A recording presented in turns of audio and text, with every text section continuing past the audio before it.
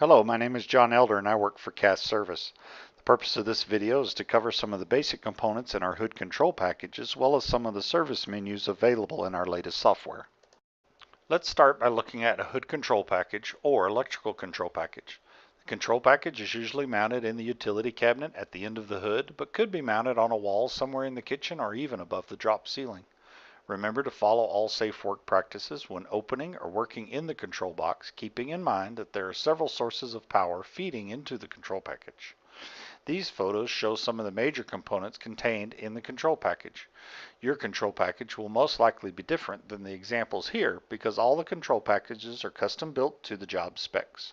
I won't cover every component in this video, but I do want to point out a few things.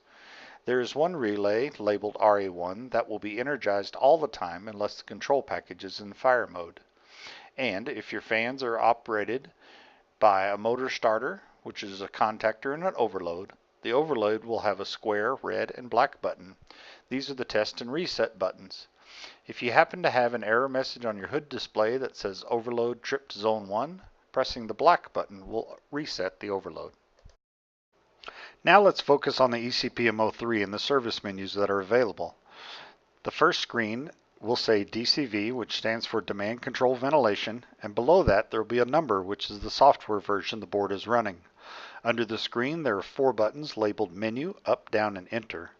If you press up or down buttons, you will be able to cycle through the available menus.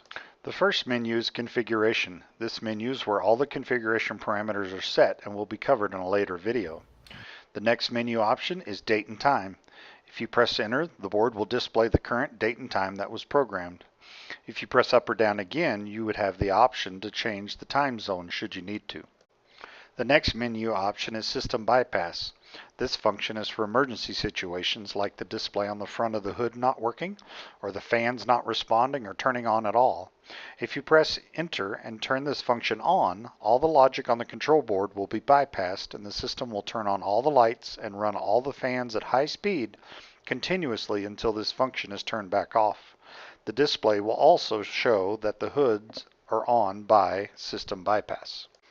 The next menu, Fan Monitoring, may or may not be available. This menu will give you information about the speed the control board is telling the VFD to run, as well as information from the VFD on amp draw. Press Enter to select the fan frequency or VFD amps, then press up or down to cycle through the drives. The next menu is Faults. This menu will show you a list of board faults that have occurred with a time and date stamp. Press Enter to view the faults. You can also have an option to clear the fault history by selecting Clear Faults.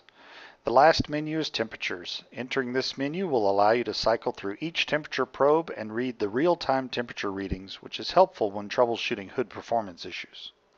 For more information on this or further assistance, you can call 1-866-784-6900 or email support@cassservice.com.